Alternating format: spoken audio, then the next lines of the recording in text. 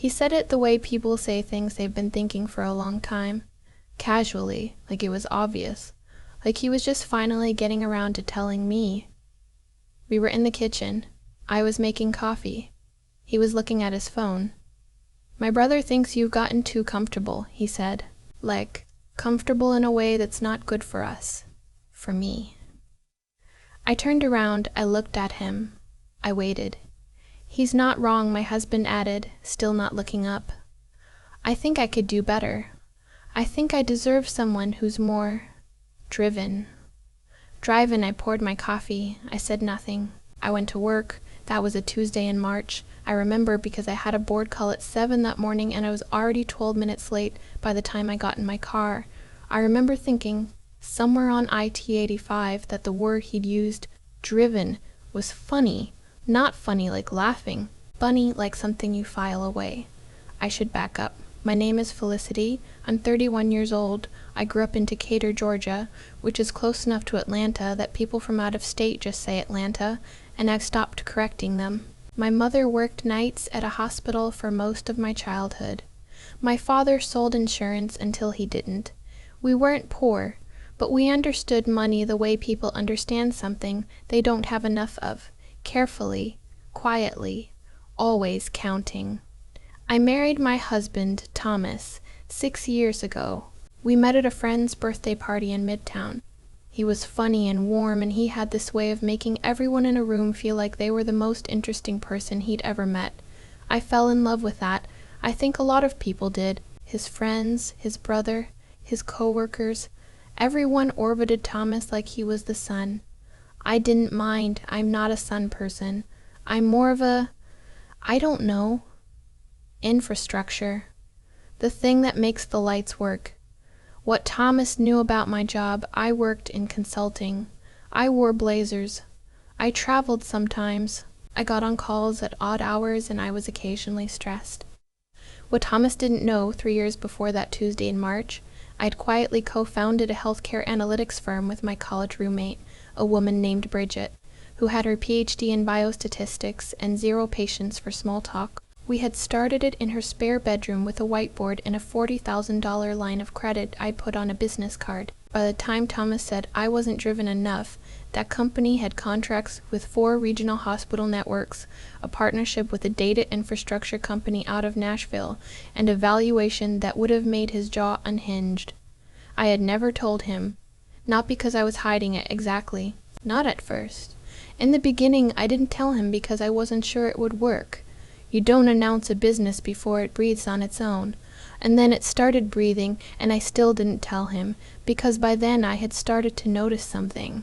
Thomas had opinions about women who made more than their husbands. He had shared these opinions, casually, over dinners and in the car, and once, memorably, at his cousin's wedding, when his cousin's new wife mentioned her salary. He hadn't been cruel about it. He'd just been honest in the way people are when they think everyone around them agrees. I kept my own accounts. I always had. My mother taught me that. Our shared account covered household things, mortgage, groceries, utilities. I contributed more than half, and Thomas didn't ask why, because Thomas had never been very interested in spreadsheets. So I kept working, I kept building. I woke up at 5 most mornings, not because I'm a morning person, but because it was the only quiet I could find. I took calls in my car in the driveway after Thomas went to sleep. I flew to Charlotte and Cincinnati and once to Minneapolis in January and told him it was a client workshop, which it was, just not the client he imagined. Bridget knew about Thomas. She thought I should tell him. "You're not protecting him," she said once, on the phone, somewhere over Ohio. "You're just waiting." She was right. I was waiting. I just didn't know what for. On the Thursday after that Tuesday in the kitchen, Thomas came home and told me he'd been talking to his brother again. His brother Kendrick lived in Alpharetta and had very strong opinions about what made a successful marriage, despite being on his second one. According to Kendrick, the problem was that I had no ambition. I had coasted through our marriage on Thomas's energy. I was pleasant, but unremarkable. Thomas looked at me when he said that last word. He didn't say it was Kendrick's opinion. He said it like it was a fact he had confirmed. "Unremarkable," I said. "I'm not trying to be mean, Felicity. I'm trying to be honest. I nodded. I asked him if he wanted pasta or chicken for dinner. He said pasta. I made pasta. We watched television. He fell asleep on the couch. I went upstairs and called Bridget. He said Unremarkable, I told her. There was a long silence. Okay, she said. So, the Forbes thing. For the past 2 months, a journalist had been working on a piece about women-led healthcare startups disrupting regional hospital systems. Bridget and I were the lead profile. The story was going to run in their digital edition, and there was going to be a small photo. Me and Bridget in our Charlotte office, which we had graduated to about 8 months earlier. We had asked for final quote approval and gotten it. We had been waiting on a publication date. Bridget had a contact at Forbes who owed her a favor. How much control do we have over timing, I asked. Some, she said.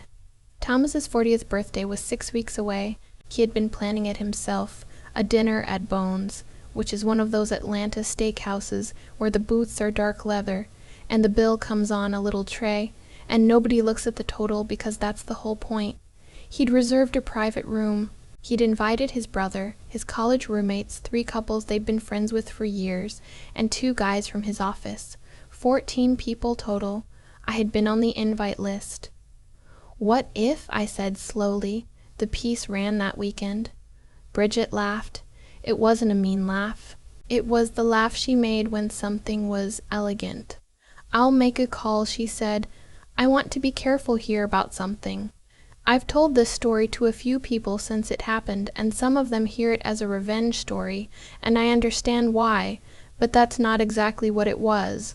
Or maybe it was partly that, and partly something else. Some need to stop being invisible in my own life, to stop shrinking into a corner so that someone else could feel like the biggest thing in the room. I had done that. I had cooperated with it, and I think that was worth examining, even if Thomas was the one who'd been unkind. In the 6 weeks between that call with Bridget and Thomas's birthday, I went to work every day and came home every evening and cooked dinner 3 or 4 times a week and said things like, "How was your day?" and "Your mom called," and "The dry cleaning is on the chair." I was a normal wife in a normal house in a suburb of Atlanta, and none of it felt dishonest, because I had always been exactly that. I had just also been other things that nobody here had thought to ask about.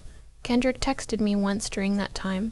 He was checking on something about the birthday dinner, whether I could help coordinate the cake. I said yes, I coordinated the cake. The Forbes piece posted on a Friday evening. Thomas's birthday dinner was Saturday at 7. Bridget sent me a screenshot at 9:47 p.m. Friday. The headline was clean and professional. The photo was good. We looked like people who knew what they were doing, which, after 3 years, we mostly did. The piece named the company, named our clients, and included a figure, the valuation from our most recent funding round, that I will not repeat here because it is the kind of number that changes how people look at you, and I have complicated feelings about that. I put my phone face down and went to sleep. By the time I woke up Saturday morning, I had 47 text messages. 15 of them were from people I hadn't spoken to since college. 4 were from reporters who had gotten my number from somewhere. 1 was from my mother, who simply wrote, "I always knew. Love you." Thomas was in the shower. His phone was on the nightstand. I could see notifications coming in, people forwarding him the article, probably, or texting to ask. I didn't touch his phone. I made coffee. I fed the dog. I got dressed. He came downstairs in a towel, phone in hand, and the look on his face was something I had imagined but had not quite gotten right in my imagination. It was not anger, exactly. It was the particular expression of someone who has been given information that reorganizes everything they thought they understood. "This is you," he said, holding up his phone. "Yes." "This—" He looked back at the screen. "This company, this is yours." "Mine and Bridget's? Yes. For 3 years. Almost 3.5. He sat down at the kitchen island. He was still in the towel. The dog went over and sniffed his ankle, and he didn't move. "Why didn't you tell me?" It wasn't a question the way he said it. It was more like something he was saying to the room. "I kept waiting for you to ask," I said, "about what I was doing, how things were going. You knew I was consulting. You knew I traveled. At some point it became—" I stopped. You told me I was unremarkable, Thomas. 3 weeks ago, in this kitchen." He opened his mouth. "Closed it. You've said things like that before. Not always that word, but close enough." I kept my voice even. I wasn't interested in performing anger, and I wasn't sad enough to cry. I was just tired, which is its own kind of clarity. I'm not saying this to hurt you. I'm saying it because I want to be honest, finally, about why things went the way they did. You didn't say anything for a long time. Then Kendrick is going to be at dinner tonight. I know. Everyone is going to. They all know now. Yes, they probably do. He looked at me like he was searching for something on my face. Something that would tell him how to feel, or what to do, or who I was now. I didn't have anything to give him there. I was the same person I had always been. That was the whole point. We went to dinner. I want to say that clearly. We went. I did not cancel. I did not hide. I sat at that long leather table at Bones, and I ate my dinner and I drank my wine, and when people asked me about the company, I answered their questions, simply and without theater.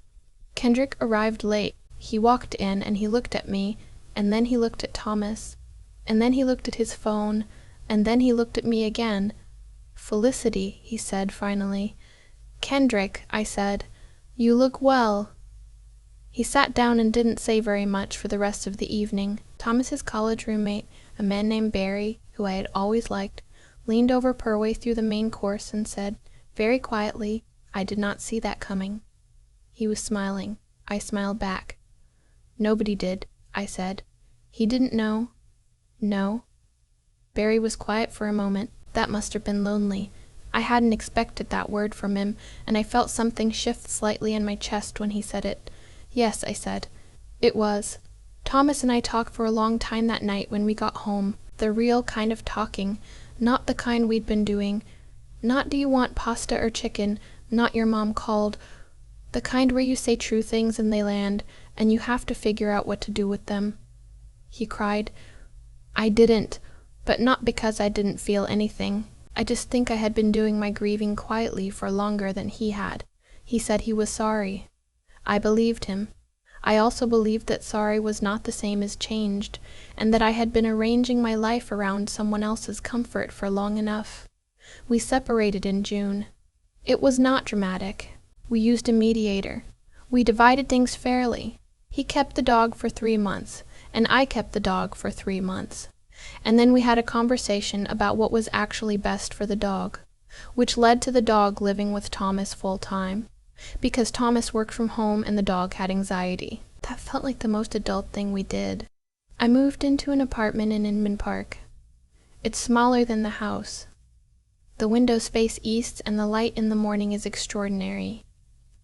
A few months after I moved in, one of my new neighbors knocked on my door. She was 23, just out of grad school, starting a job in healthcare administration the following week. She'd seen the Forbes article.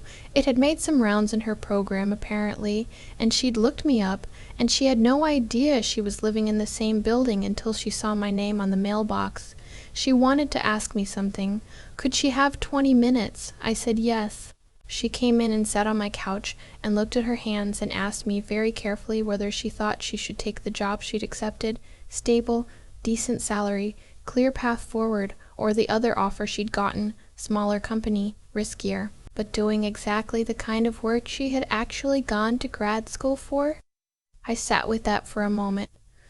"What's the worst thing that happens," I asked, "if the risky one doesn't work?" She thought about it. "I'm back where I started." "That's not the worst thing," I said. "Starting is not the worst thing." She took the riskier offer. I know because she texted me 4 months later to say that the project she was leading had just gotten a grant from a health equity foundation in Boston, and she wanted me to know.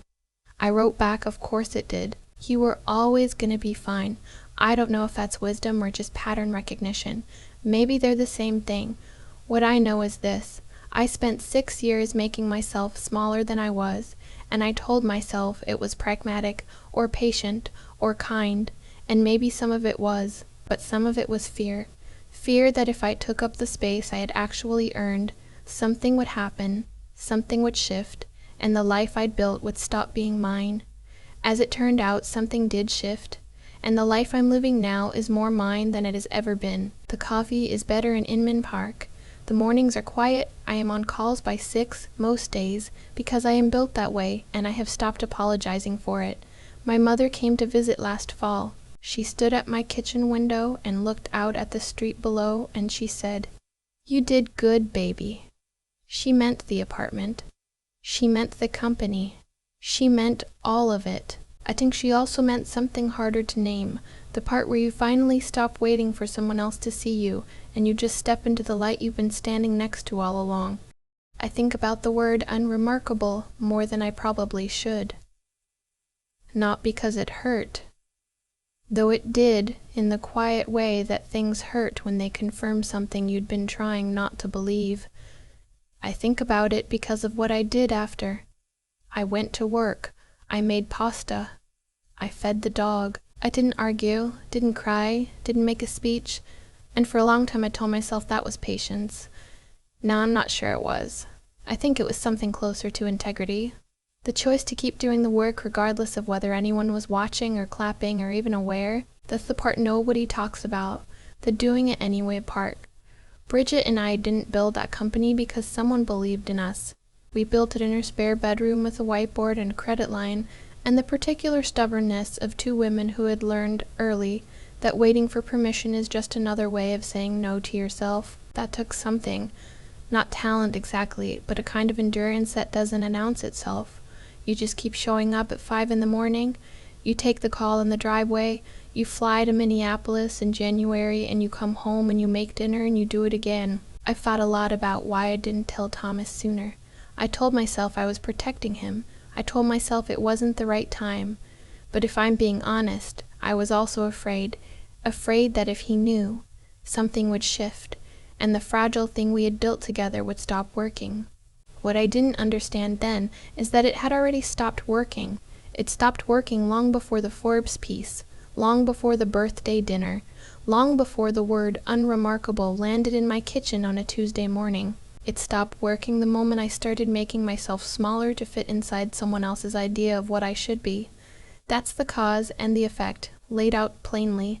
Not a punishment, not fate, just the natural consequence of two people moving through life without ever really asking each other the hard questions. Thomas never asked what I was doing. I never made him. We were both at fault in that silence. And I think owning that, not performing victimhood, not turning him into a villain, is the only honest way to tell the story. What I hope, if you're watching this and something in it felt familiar, is that you hear this part: the work you do when no one is looking is still real. The company you're quietly building, the skill you're developing at 5 in the morning, the decision you're sitting with that everyone else thinks is too risky, that is not nothing. That is everything. The world will catch up eventually. The Forbes piece runs when it runs. My neighbor came to my door because she needed someone to tell her that starting over is not the worst thing. I told her that because I believed it. I believe it because I lived it. And the life on the other side, the apartment in Inman Park, the east-facing windows, the mornings that belong entirely to me, is not a consolation prize. It's what was always waiting, on the other side of the version of myself I was too afraid to be. You don't need someone to see you before you're allowed to take up space. You just need to stop apologizing for the room you are already standing in.